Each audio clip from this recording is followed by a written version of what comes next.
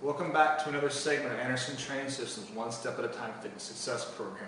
You may be really shocked to see these two bottles of alcohol sitting in front of me, but this is one of the biggest culprits and biggest stops that is holding back most adults out there from really achieving success in their fitness success programs.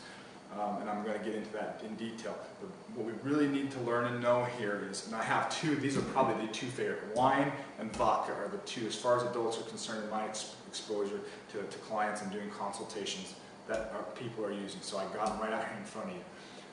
What people need to know is that alcohol is the second most calorie-dense macronutrient out there. It contains 7 calories per gram, as comparison to carbohydrate or protein, which both have 4, and as comparison to fat that have 9. So you can see that this is a very, very sneaky and brutally effective modality of putting fat on our bodies potentially.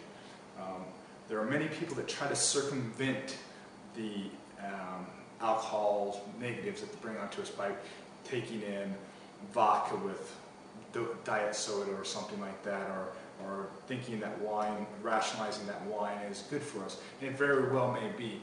However, if you are one out there choosing to try to opt into having better fitness and produce fat loss results, these are not staples in your nutrition or health plan. And there are ways that we need to address this also. What we need to do, the problem is that with the alcohol, it causes what I call a double negative. Not only are we consuming alcohol that is very high in calories, and we're talking hard liquor too, it doesn't matter what you're drinking, it's all the same in my book. Alcohol is alcohol as far as when the body interprets its caloric demands. But also what it does is it starts to inhibit our judgment process nutritionally. That's quite possibly why you see all these late night places like I see Wendy's putting ads out for it. They're not promoting to the people that are going to bed and looking and getting a rest, and they're 8 hours of sleep and trying to be fit and healthy. They're promoting to the people that have been out late at night and are probably had some good bit of alcohol in their system and are ready to make a bad choice nutritionally. So they've just created this double negative of dumping these calories upon the body and not having really much activity at all, really, and that's kind of an aside to support them.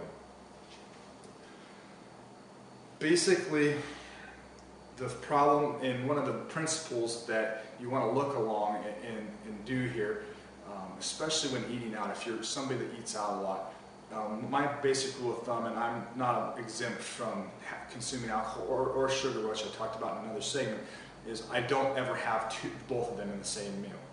I either choose to have one or I choose to have another. And you'll hear me use the word choose. I made a conscious decision. I'm not acting emotionally. I'm not acting on what I want to do. I'm not acting on this. I made a conscious decision to live by a principle of either having one or the other. If you can try to take up that kind of similar type activity, if you're somebody that goes out of time, maybe it's only one time per week as opposed to 2 or 3 or 4 or 5 even in some instances. But you need to start to establish some kind of routine, some kind of principle that you operate on, especially while eating out, and then start to let that kind of overlap into the rest of your regular life. There'll be many people out there that may consume a drink or 2 a night, maybe even more, that will say, well, gee, alcohol is not really affecting me. But the problem is you have no point of reference. Stop drinking for 2 weeks. Do your regular activities. It'll probably be a little uncomfortable. You'll probably feel grumpy. You'll probably even feel like you function better while you're drinking. However, at the end of that 2 weeks, if you go back and consume the similar or same amount of alcohol as you usually were normally consuming and go to perform your daily activities, then tell me how you feel. And then tell me how your alcohol is not affecting you. And I guarantee that I'll be proven right time and time again that alcohol is having a negative impact upon not only your nutrition decision making like we talked about before, but also your performance in your fitness program as well. So much like basically we talked about, like, just let it roll. Much like I spoke about sugar being used sparingly, the same concept with alcohol. Maybe if you're out with your wife or your spouse or your significant other on a special event, maybe you've planned long periods in time and you know you're going to be in a very difficult environment not to drink, maybe some sort of reunion or some sort of conference or something like that where it's going to be expected. You need to prepare ahead of time. Some instances that may be months ahead of time, but you need to prepare ahead of time and we should have alcohol be used very sparingly. I would say for those that are looking for very significant gains in their nutrition and health plan as far as body composition is concerned, specifically, alcohol probably is non-existent. For those that are just learning to gain general levels of health, 2 to maybe 3 drinks per week is a very acceptable amount.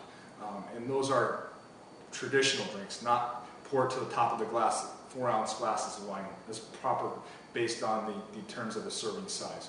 So hopefully this is giving you a few tips, a few strategies, a little bit more knowledge about how alcohol may adversely be affecting your fitness and your success in your fitness success program, and allows you to be aware of maybe some ways that you might want to start to take action and start to have a better health, more healthful life, and ultimately better results in your program. This has been another segment of Anderson Training Systems One Step at a Time Fitness Success Program. Enjoy.